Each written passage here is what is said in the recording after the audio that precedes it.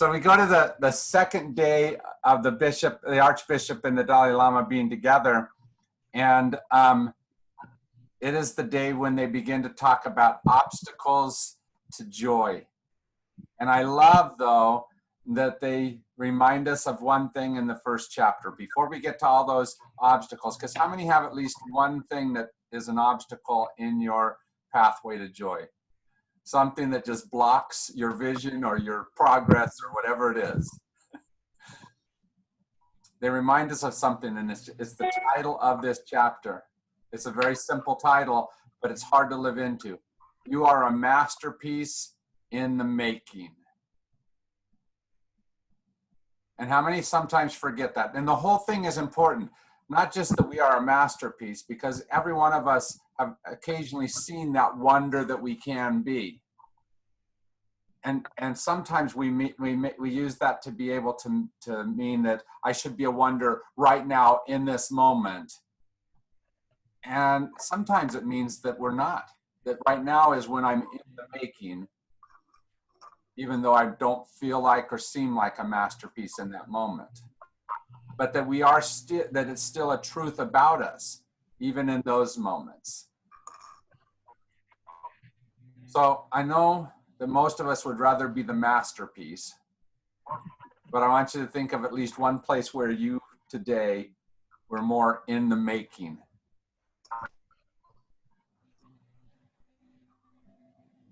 And kind of reflect back to what did you do in that moment?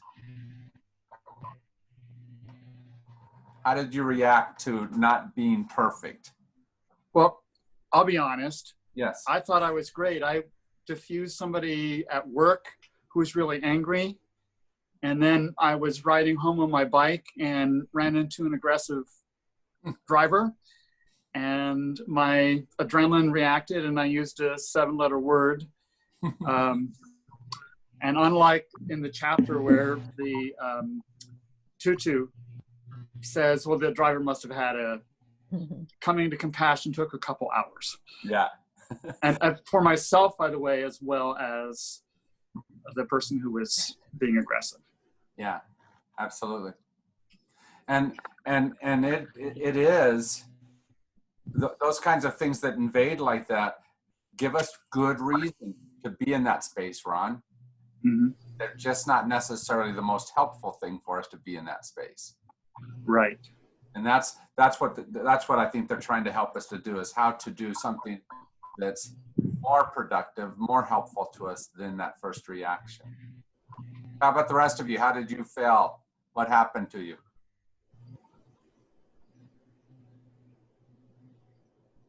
I think to a new place.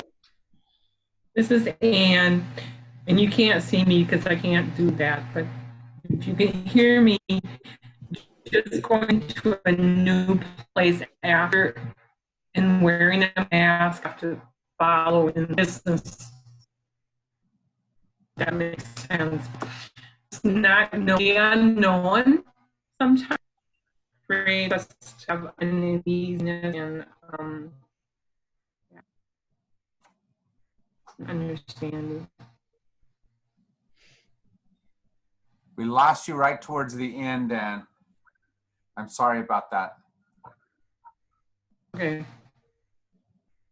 Just not having an understanding of what next or what, you know. Yeah, yep, absolutely. Predictable. Rest of you, any frustrations today? Yeah, I want to piggyback on what Anne said. I think I'm a masterpiece in the making with all of the new situation that we find ourselves in. Very opposite of my personality. You know, I'm someone who likes to be out and about doing things with lots of people. And so just learning how to slow down and let go and, you know that it's not forever, but definitely changing my daily routines and my personality to some degree. How many don't like some of the, the changes being thrust upon us over the last few months. Doesn't always look like a path of grace or love or faith or all of that stuff, or at least the type of path we want it to be. And yet there we are in the middle of it. I love the story that he told about going to Hawaii with his family, getting turned around in the middle of the ocean, and suddenly ending up in California and having to go to the zoo for the day. And then he gets back to the airport and they say how that plane was about to fall apart and crash into the ocean. And he said this: suddenly a delayed flight and a day at the zoo didn't sound so bad after all.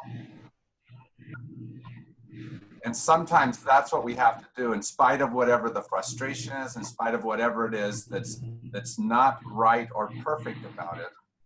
How can we get a larger perspective, a different perspective than what we have right now? And the tough part is to be able to do that, you often have to tell a different story than what you've learned already. And life teaches us a lot of different lessons that diminish what we can do or diminish how we can see life. For example, how many of you grew up in a sin-based church that looked at you in many ways and said, how are you sinful? How are you wrong? How do you have to get right with Jesus type of thing? Right? And that perspective puts a certain set of blinders on you. It makes it so that sometimes you're so busy fighting the stuff that's bad about you that you get the masterpiece that you are. Right? What other places of life have done that for you?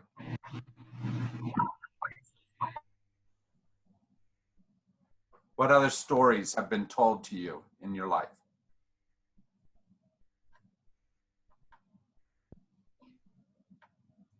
I'll take, I was basically told I was dumb because I couldn't tell what direction was what. And that was my former spouse. And I mean, I was always said you could blindfold him, turn him around 100 times fast, leave the blindfold on, tell him to point to west or whatever direction, and he would be correct. It wasn't until, and I just figured I was stupid. And it wasn't until I went to massage school that I heard the word dyslexia for the very first time. And I said, can a person be directionally dyslexic? And I'm thinking, I'm not stupid. I'm directionally dyslexic. So that was a major lesson for me. Yeah, absolutely. And yet those lessons can have powerful impact on us. I mean, the things we learn before those lessons can have powerful impacts on us and how we view life and ourselves. Anybody else been taught something that's not a whole truth?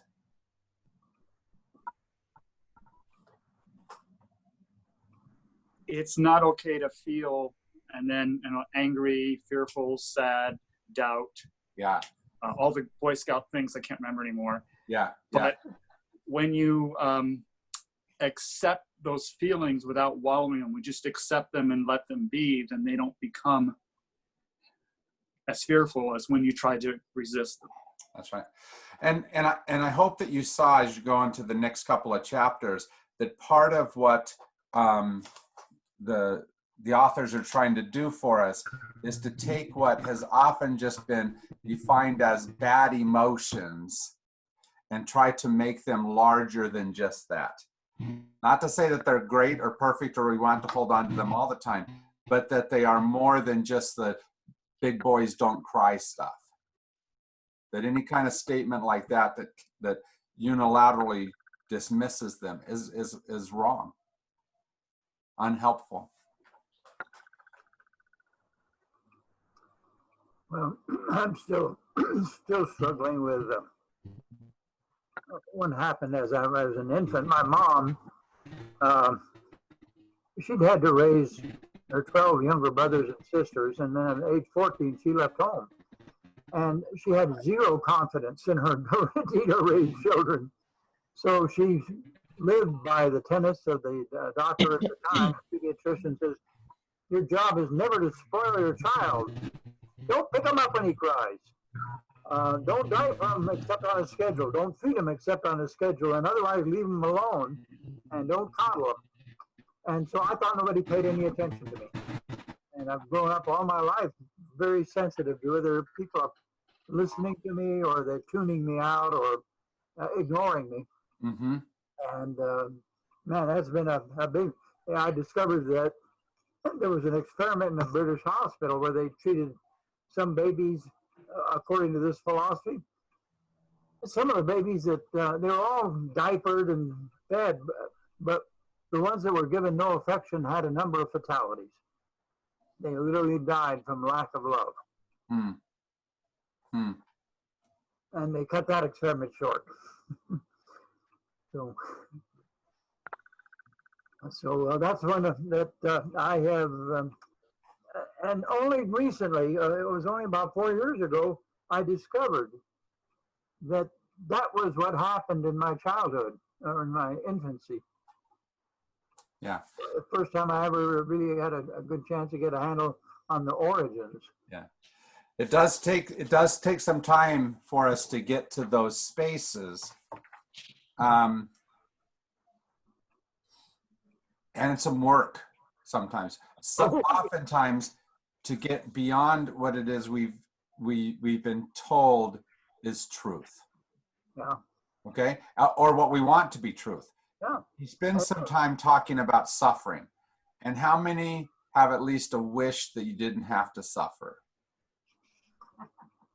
It would be really nice if, especially this particular suffering I'm going through right now, wasn't happening.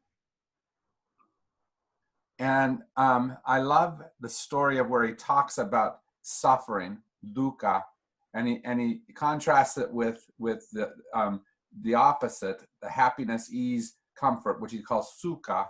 And he says that the two of them come from the word axle, the axle that you use to ride on, right? And so it talks about, are you having a bumpy ride, a dukkha ride, or a smooth ride, a sukha ride? And how do you help that axle to be strong in a way that will absorb those bumps, transform whatever it is that's coming along into something better? Not that the suffering goes away, but how do you do it in a way that it becomes a better ride for you? That's what we're going to do. The hard part is like Ron said, we've often been told that certain emotions are the wrong emotions. Certain ways of acting are the wrong ways of acting. And what we have to do is, instead of that, take those things and put them in the very best possible mode that we can do. Okay? One of my ways of viewing this, okay, let me go back even better. Plato, thousands of years ago, began talking about dichotomous worlds where we put things against each other, right? Good and bad. And in that type of world, we tend to say one thing is better than the other. Thus, we get some of the prejudice that comes from black, white, boy, girl, right? And we say one's better than the other. But his student, Aristotle, had a very different way of seeing things. He says everything should be looked at separately. And in that thing, we should look and say, what is the golden mean that you want to achieve with that? And so when you look at a thing like anger, instead of looking at it in the way we are often taught, that it's just a bad thing, eschew it and don't even look at it, says, what's the right amount or the right type of anger to have? And so our first thing to look at that way is fear, stress, and anxiety. Now, how many have been taught at least a little bit that those are not good things to have? How many, in addition, have felt the negative effects of fear, stress, and anxiety? And because of that, we do say, oh, I don't want any more of that.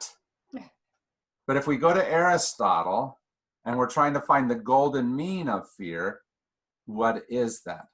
Because if you have too much fear, obviously you're not going to move. You're going to be paralyzed in place. But if you have too little fear, what happens to you over here? Get eaten by the lion. You get eaten by the lion, as you said, right? Because you don't have whatever it is that protects you from that. Fear is something that helps us to negotiate life. And so if we just try to do away with it in whatever way, we miss something. But how do we get to the right amount of fear? The problem, they said, is when fear is exaggerated or when it is provoked by something that is really quite insignificant. So what causes fear in you, even though that something might be exaggerated or insignificant? What do you allow to have too much of a voice in driving your fear?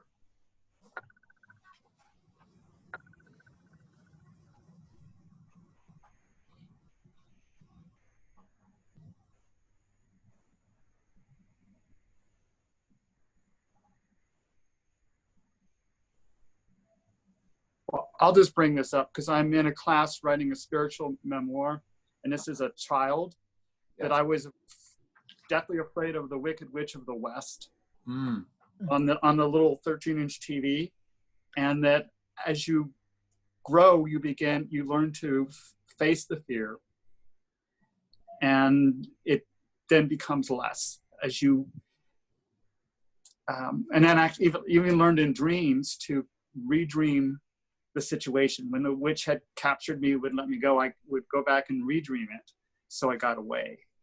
Yeah. So anyways, it's just part of the process of growing up. Although still, there are big fears, real fears. There are real fears, and that's why I want us to not try to just do away with fear. We don't want in any way say fear doesn't matter, because fear does matter. It's what we do with it and how much power we give it in the midst of things. Because and fear can give the energy to be able to get through it, right? As I think it was the Archbishop who said, courage is not the absence of fear, but the ability to act despite it. And so you have to have that courage, and literally what courage means, with heart.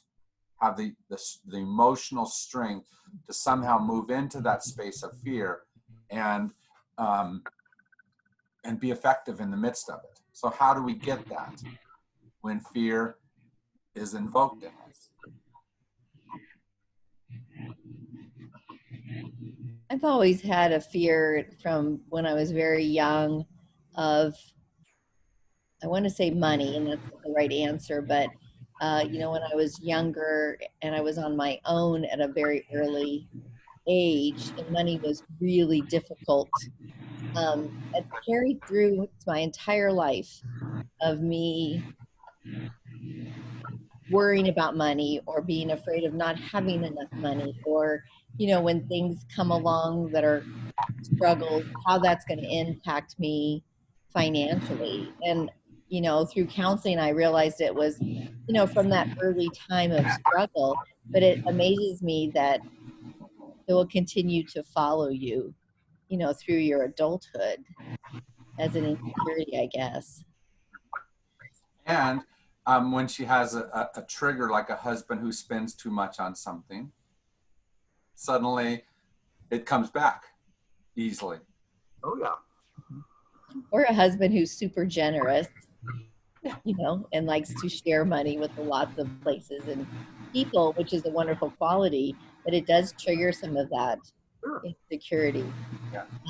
Not knowing if you're going to work through the pandemic, or, just so many things, having cancer and how that impacts you financially.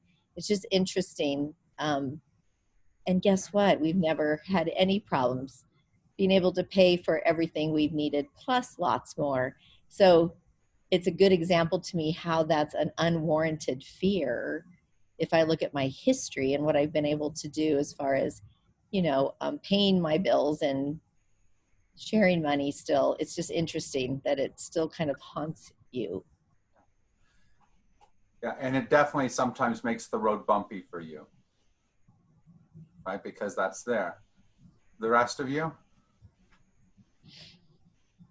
What becomes exaggerated or insignificant? Either one. I'll get really personal, I guess.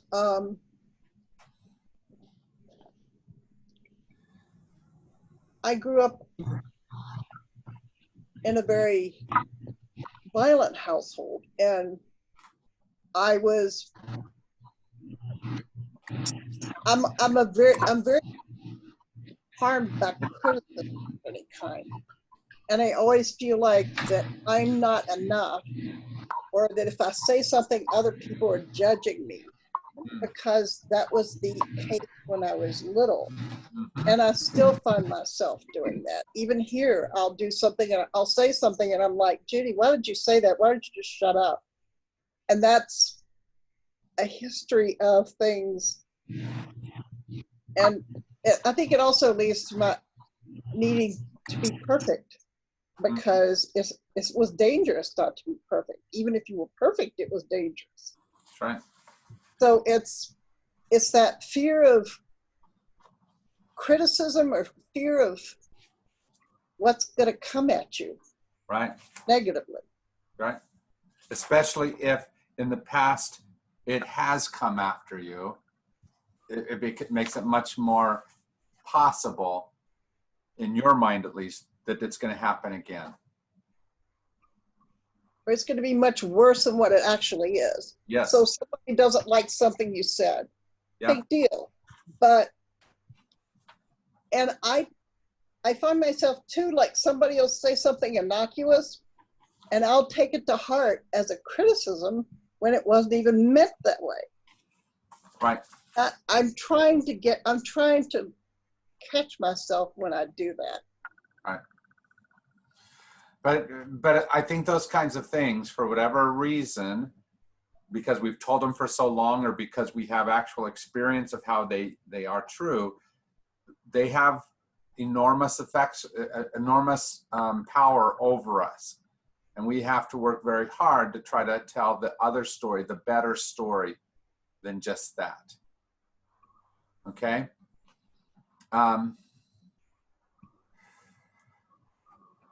So they give a couple of different things. They talk about stress resilience, because we're all going to be under stress, which increases the amount of fear, the anxiety that we feel. So what do we do in the midst of that? Their basic thing was, you take the threat stress, the perception that a stressful event is a threat that will harm us, and you turn it into what is called challenge stress. That this is a perception that stress will carry us towards something. It will help us become. You see the difference between those two? The one is the enemy, the other is a possible ally. And it changes both the ways your body reacts to it and the ways that you are able to come to a solution.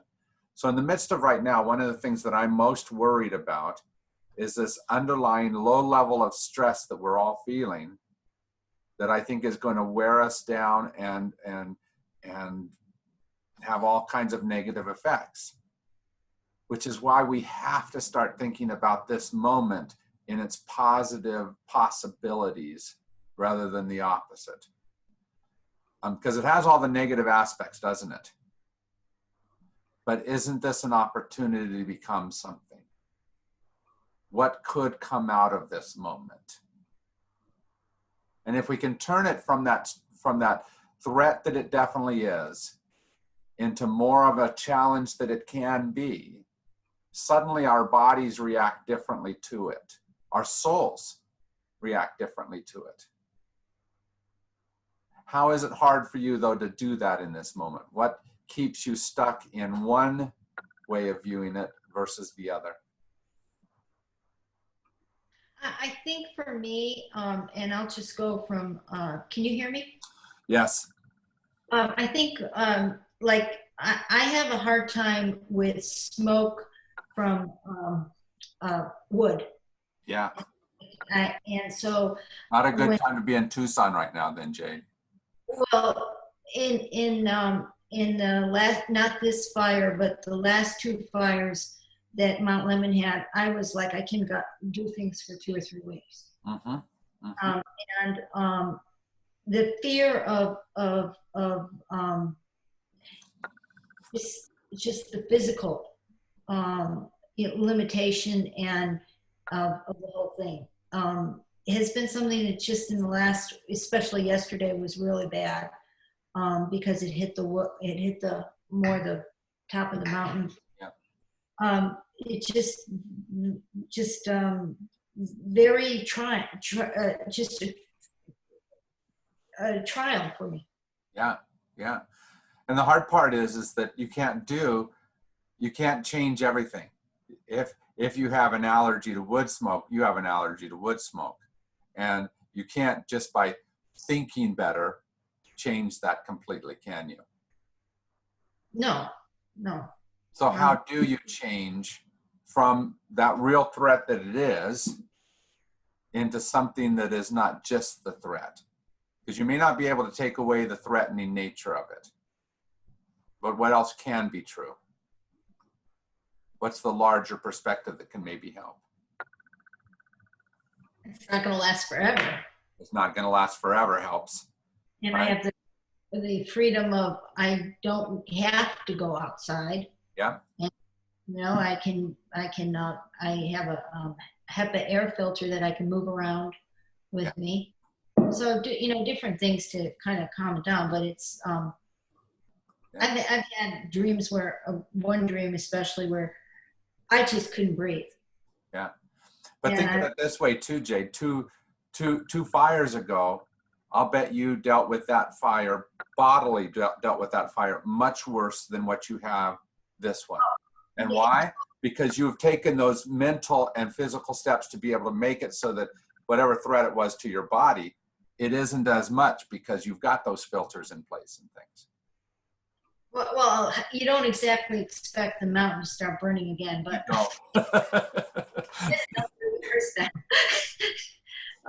unfortunately, seeing it and everything isn't. It's a sad thing to see too. Yeah. Anyone else?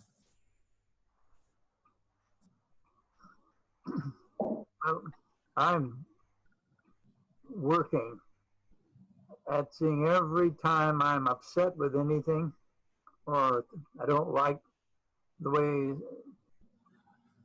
something was said or something was done or some circumstance, that instead of being an annoyance or grief or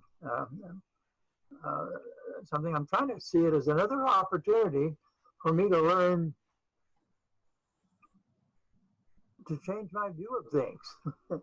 That I don't have to see it that way and make that kind of judgment on it. And that I can accept it and let it go and move and continue. So it's a reframing of everything as an opportunity instead of as another damn nuisance or threat. Yeah. And part of the way you do that is by giving yourself, like Jade did, the resources that allow you to more easily turn it into that, to remind yourself that it is the opportunity, to reframe it in your own mind. And so instead of just automatically picking up the weapons against the threat, you pick up the plowshare to begin to grow something new. And that's hard to do in the moment because at first you only see the threat. Or at least that's what's easiest to see. But like you say, Ed, if you can somehow keep changing your perception, choosing that new perception in the midst of it. I guess my most frequent prayer is Lord, help me see this differently than the way I've set it up now. Yeah. So I just like to piggyback with what Ed said, and it's just finding some way of stopping, so you're not in that constant. Your mind isn't in that constant focused on the negative, and you can stop a prayer, whatever, meditation, something that can help you reframe. Yes. And there's another point that they made that is also very important about all this. It's not just stopping yourself, but it's also putting yourself into a larger perspective again. And that's with someone else. To look and see that it's not just you. Jade, for example, that fire's pretty damaging to her, but it's not just her, right? There's a larger perspective in all this. And what does that all do? On Sunday, I was talking with the children at church, and we have to remember the people on the other side of the mountain, right? What else is there and possible? Both those who can give us strength and those to whom we can lend strength in the midst of it all, right? At the end of the chapter, they said the path of joy was always connection. The path of sorrow was always separation. So in the midst of those stressful moments, those things which seem like threats, who is around you that helps you to have that larger perspective? Who carries part of the load with you and for you as you go forward? Who's your community, essentially? And all of us need that, right? Both to get out of our own self-centered attitude, but also to move towards that which will help us to be stronger in the midst of it. Not just for the support that they are, but for how they help us to find a bigger self. He put it this way: what do you need to fear or worry about when you have 7 billion other people who are with you? Right? And how often do we forget that we are part of a huge human organism here, right? Individual cells of the living beings that inhabit this earth, that somehow are all interconnected in marvelous ways. And if we can remember that, maybe that fear, that stress doesn't go away, but it diminishes to where we can handle it better. The problem with fear, though, is that, as it pointed out in the 3rd chapter we were reading, is that it often leads to other things. And as the Dalai Lama said, that fear often leads to frustration, and frustration often to anger. How's that played out in your life? When have you seen a devolving of your emotions towards something that's less helpful? I think it made me think about all of the protests going on, that, most of that anger started with fear. Yeah.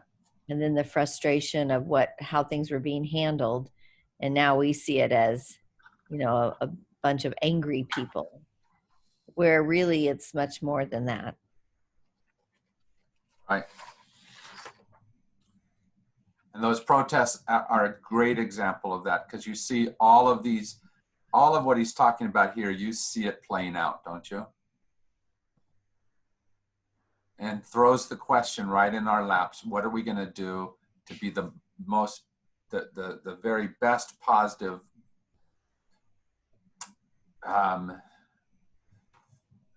to be the most positive we can be in this moment, the force of positivity rather than the opposite.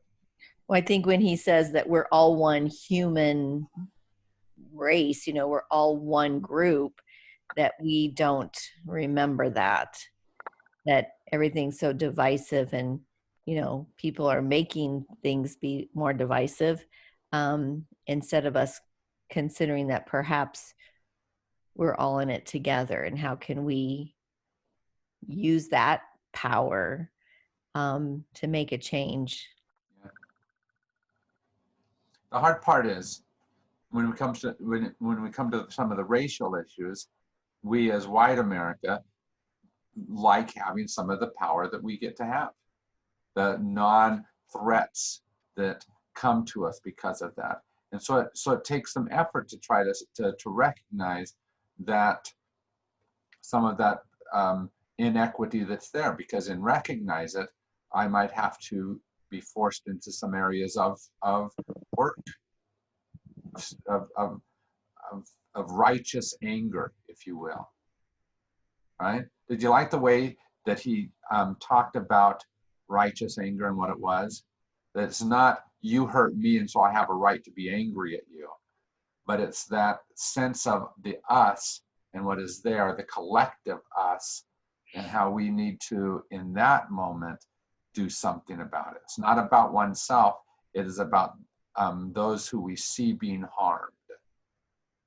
And in the midst of all this stuff, you see a whole lot of people just protecting themselves, running into the stores and looting something that their family needs, or beating on the protester because you're angry at something larger.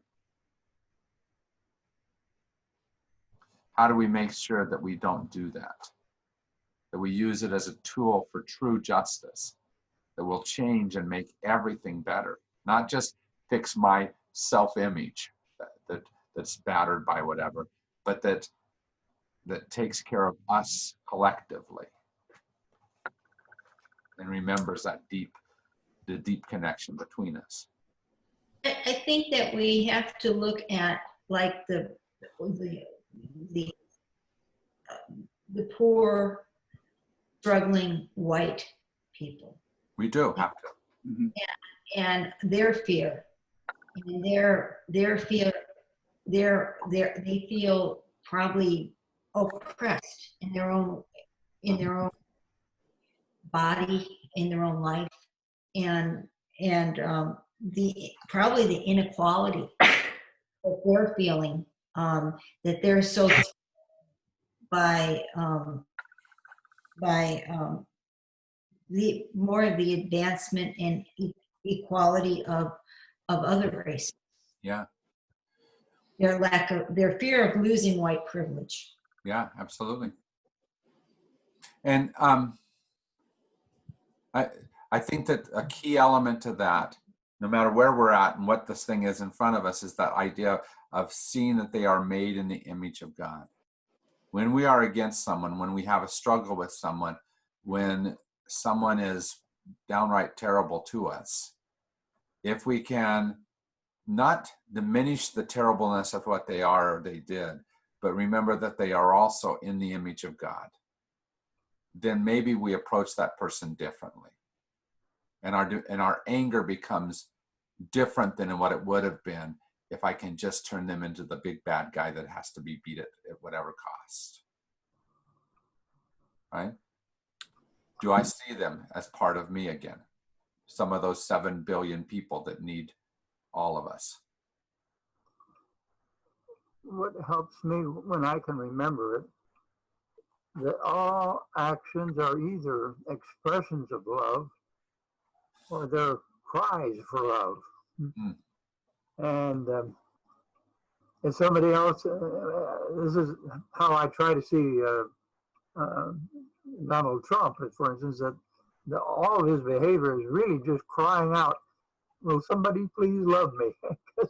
And he's looking for it in all the wrong places. But that's the cry, and it reminds me of my own cry for love. Yeah. And so that puts us on we become equals in that kind of situation, and where compassion and bonding can take place. Yep. And if I can't at least see that they have hurt, anger, if I can't see that, not necessarily give it the credence that they give to it, but at least acknowledge that it's coming from a space and try to understand that space, it's going to be really simple for me to always just batter them back, isn't it? But if I can try to at least give them a credence for coming from some space that is better than just the anger space that I'm at, maybe I have a chance for healing in that moment. I'd like to bring up a phrase from a meditation teacher, that anger is initiatory, but it's not transformative. Yeah. And that just like with fear, that anger can be helping you to protect you from somebody who's abusive. Yeah. That can speak out against oppression. But if you stay stuck in it, then you tend to create the very same thing. And it's getting out of the stuckness that's a challenge.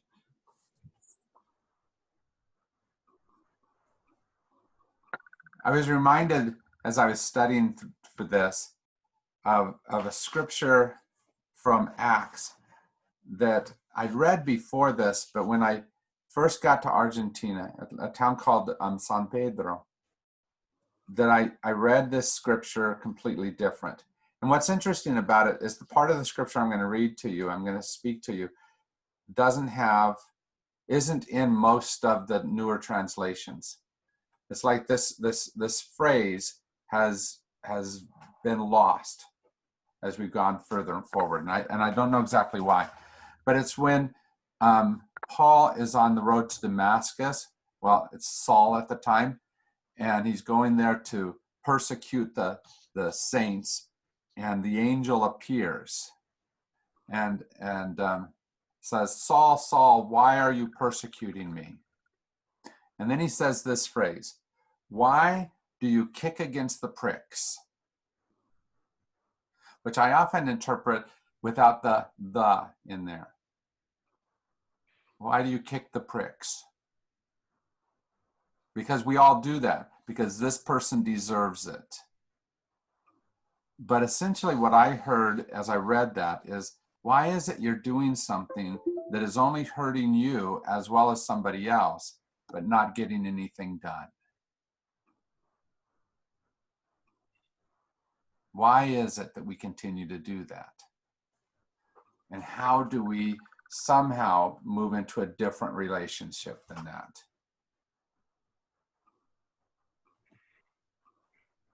So in your life, where is it that you won an argument, but at the price of something else? How is it that you beat your opponent, but came away scarred and battered in that battle, and not in good ways?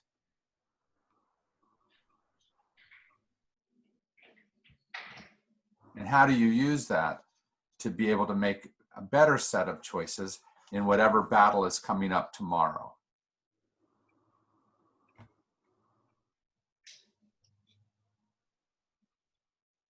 Because the anger is definitely alerting us that something needs to happen, right? Something needs to change. But how do we make it so that it becomes the best positive change? They gave at least two different things, two ways to diminish our feelings of frustration and anger. They said, first, discover our own role in creating the situations that upset us. And how many know that if you're going through a divorce, it's much easier to see why the other person is wrong? Much easier to see their culpability in the midst of it, right? But can we, in the midst of that, also say, but I was, whatever it was, I did?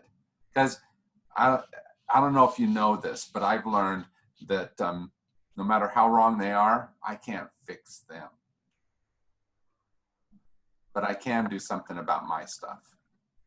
And they may need to fix a whole lot of stuff, but that's not in my control. Nope. I can at least look and see what it is that I'm doing that's adding to it, complicating it, clouding it up somehow. But then the second thing is, can I recognize their fears and hurts? Can I be honest about what it is that is coming out of their own, as the authors put it, their own fragile human perspective? And give them some leeway because of that. Now, did you notice that still doesn't change them? But it puts me closer to having empathy for them in the moment.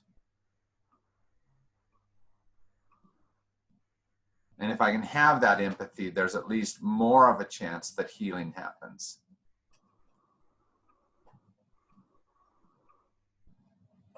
That's a little bit easier when you're not in the midst of the divorce, when you really love the person still. What are you doing with the folks around you right now that feel like they are the ones that are hardest for you to live with?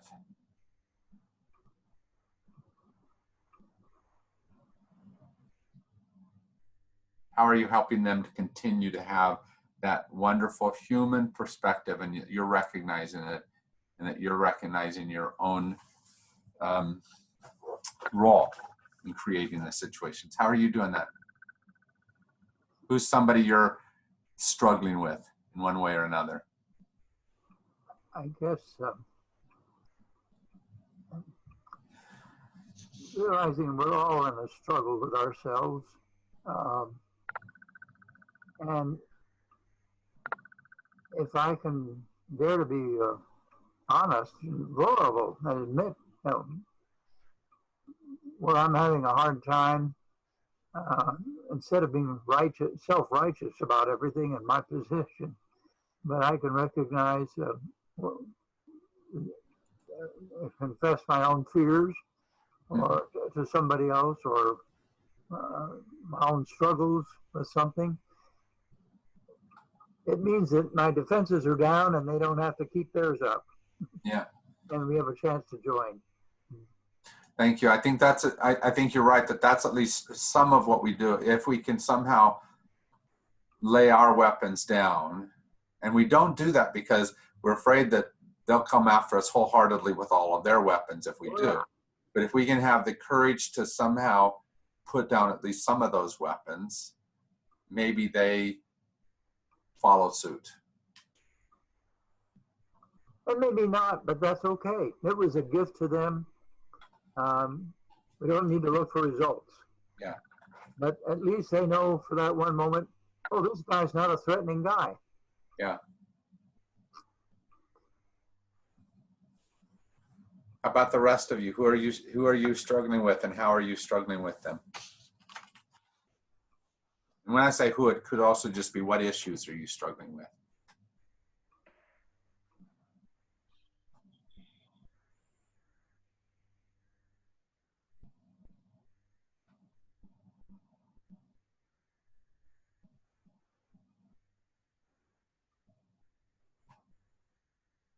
I think I'm struggling with people dying around me lately. Yeah. And it just seems like a whole bunch of people. And for whatever reason, it's somewhat almost shocking. Sorry about that.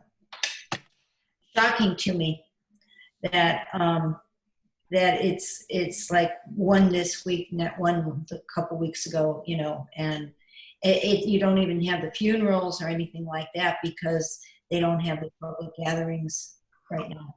Yeah, it's tough. I've been making a list this week because it was just like, just all kinds of people to pray for, right? I don't know if you heard about the different things. Karen Bliss, her mother died, right? George Durrani, his dad, who has dementia already, was diagnosed with COVID-19. And so he's trying to deal with that. Joy Mills fell and broke bones in the bottom of her back, right? Sandra Stevenson has cancer coming back. Robbie Dick was diagnosed with terminal lung cancer, and so we'll be moving to California on Sunday. All of those things were just like bam, bam, bam, bam, and it was challenging to try to say, how do I fit all that into a heart, right? But at least part of what you do is you go and talk to each one of them. So as I called up the different people or contacted them on email, it was just kind of just know you're not alone. And I kind of say that so that they'll know I'm hurting too. So I'm here with you. So give me some of your support too, right? So just, it's that type of thing that we have to figure out. One of the things we're doing for Robbie, by the way, if you hadn't heard, on Saturday morning from 10 to 11:30, come up here and say goodbye to Robbie. She's going to be sitting in front of the Celebration Center, and everyone can just drive by and wave at her or bring a sign or whatever. And part of that is what we do every time we sing the song Alleluia, right? When we sing to those folks, we don't sing that because we can make the journey with them. It's to remind people that they're not alone in that journey. And it reminds all of us that are on a different journey of the same thing, doesn't it?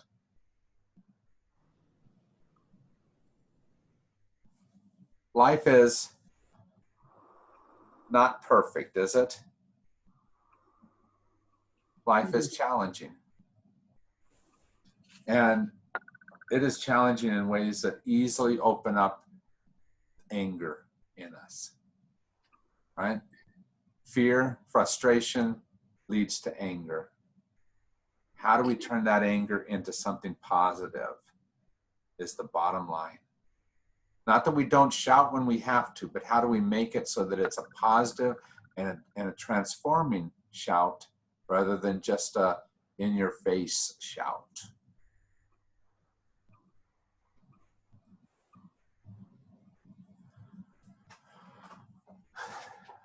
I don't know, I grew up as a very angry kid, who at the same time was trying to pretend I wasn't angry because that wasn't a good thing to be. You're not supposed to be angry. That Ron experienced and a bunch of others. But it seems like I'm learning to realize that my anger is never justified. I always have a rationale for it. But I don't really have I really don't, most of the time I don't even know why I'm angry. That's never for the reason I think I'm angry. And so I'm trying to learn, okay, I've got anger. It's okay. I need to recognize that I'm angry. It's okay. I don't need to feel bad about it. But I don't need to try to justify it. Yeah. And that, for me, has really been a release or freeing. Yeah.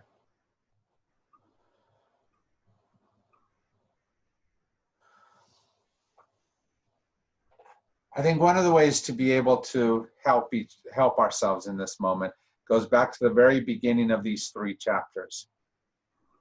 And the Dalai Lama began talking about mental immunity.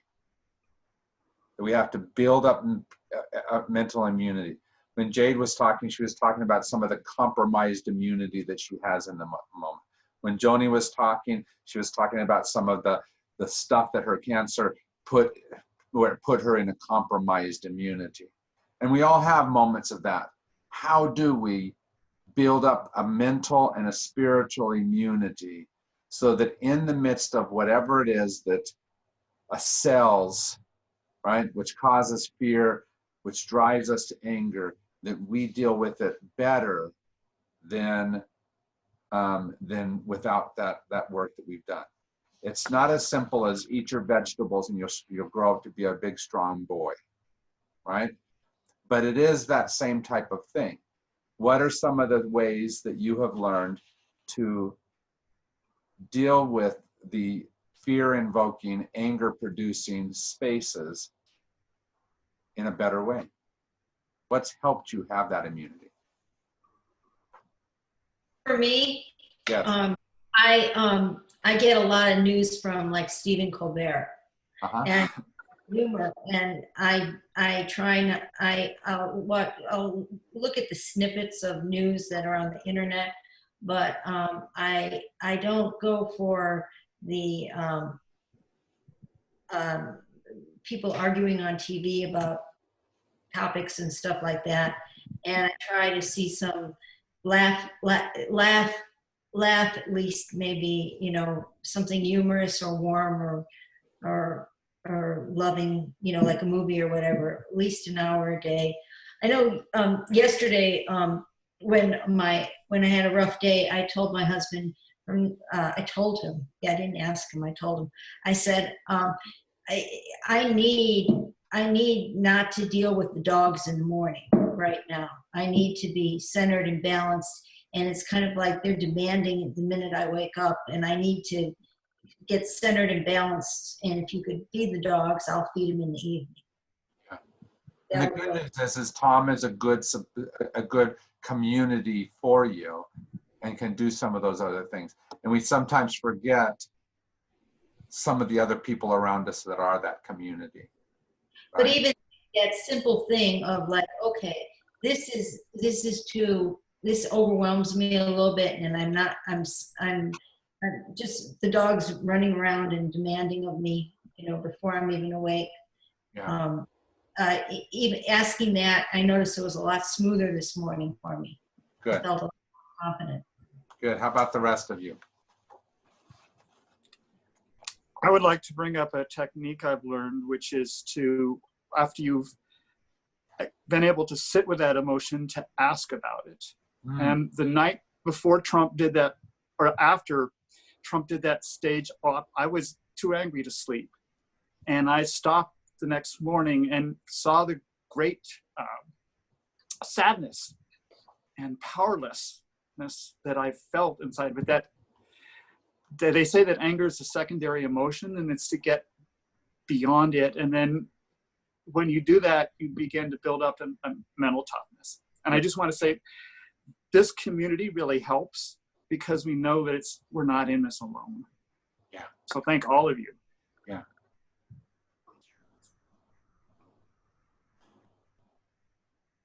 Anyone else?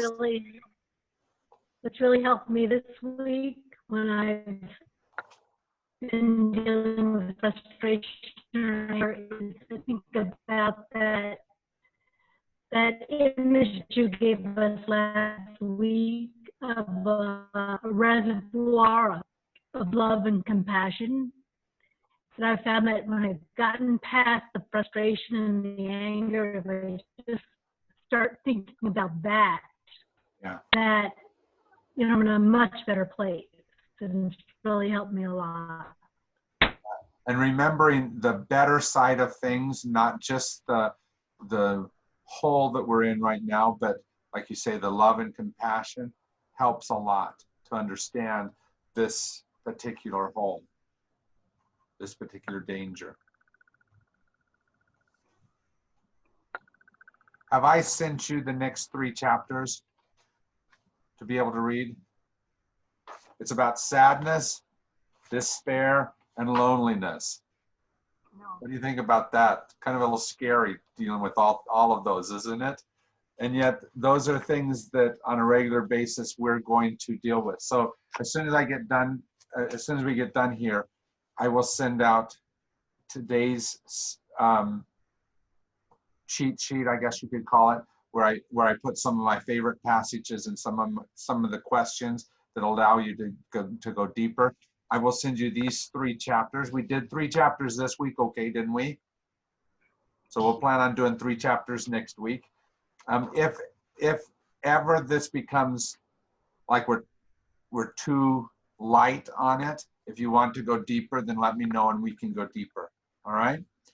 I want to go back to one of their big points though, and what Ron just kind of reiterated.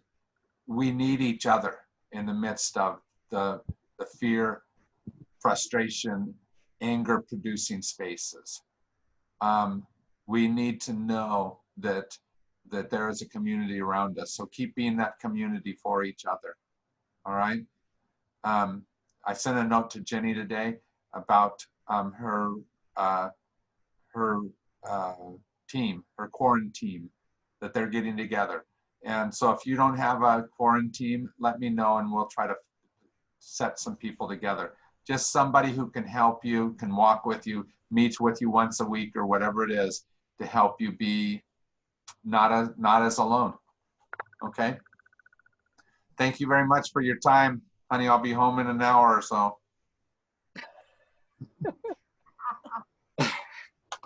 All right. Thank you. Thank you. Thank you. Bye-bye. Bye-bye. I'm going to do it.